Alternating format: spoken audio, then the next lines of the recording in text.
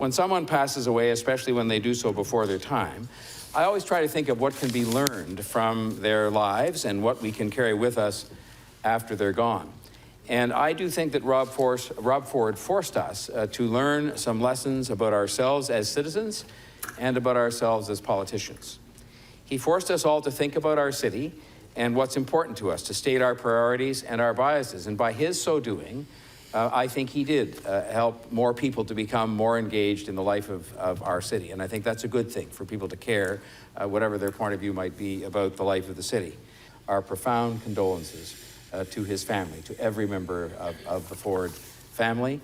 We will miss Rob Ford here. I said it many times, and I always meant it, that as much as there could be moments of aggravation when you'd have these debates and discussions, whether it's here or elsewhere with him, you knew that his heart was always in trying to sort of move things forward and trying to make things better for some of the people that he felt he was speaking for. And I think we will miss that presence here, and I hope that Rob Ford is resting in peace and will rest in peace. Well, we were angered sometimes and maybe questioning his tactics in this chamber.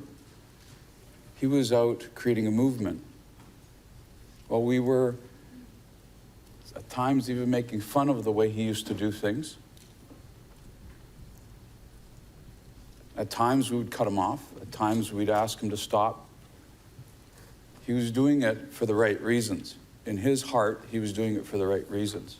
We thought he had other motives. When you got your phone calls from constituents saying that the then Councillor Rob Ford was visiting someone in a living room or a dining room or a kitchen in your ward, we'd all put up our hands and say, "What are you doing?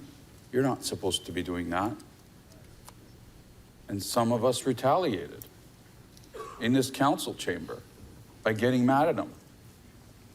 We thought he was up to something. And he was. He was creating a movement. He was satisfying the need to get to the grassroots Torontonians and to satisfy himself that this city was reacting to their complaints. And he felt he needed to do that. It was nothing more than that. He didn't pretend to be a diplomat. He didn't pretend to be elite. You never would know by the look of him that his family was well off, that he was well off. He just cared about getting the job done. Rob didn't actually have a mean bone in his body. No matter what happened, he would always use the expression to talk about, water off a duck's back. I mean, he wasn't really concerned about whether or not it was negative publicity and so on. He would want to look at the brighter side and want to talk it through.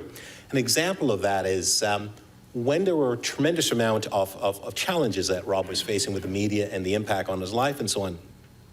I went into his office one day, and obviously I was the chair of economic development, and I said, "Rob, this is creating great media around the world." And he said to me, "Councillor Thompson, you know what we need to do? We need to take advantage of this because it's good publicity." And I said, "You're absolutely right." We started to forge and develop a whole profile in terms of how do we create obviously a benefit to the City of Toronto, to obviously benefit from the free publicity and so on. We developed this whole strategy in terms of going global for the City of Toronto. And in fact, it was Rob Ford in terms of the things that had happened that had caused this. I can tell you the number of times when I've received phone calls from Rob, sometime actually, Madam Speaker, at 2 o'clock in the morning, where Rob was actually having some challenges and he just wanted to talk. Or he had an idea and he wanted to express it. Sometimes 11:30 at night. And sometimes I would be like, "Rob, why are you calling me this late?" "Well, buddy," and he'd always use a term, "I just wanted to talk." And it went back to obviously our very first meeting of us just being able to talk. And so over the years, I was able to have those conversations. I and a number of other members of the executive, we had obviously access to his office. Our access card actually worked at his door. So we didn't need to make an appointment to actually go to see him. You wanted to go to see him, you just walked down the hallway, use your access card, opened the door, and went right into his office and sat down. Even if he was busy, he would say, "Just give me a minute and we can talk." And you can sit and talk with him. May God bless Rob Ford and may he rest in peace. Thank you.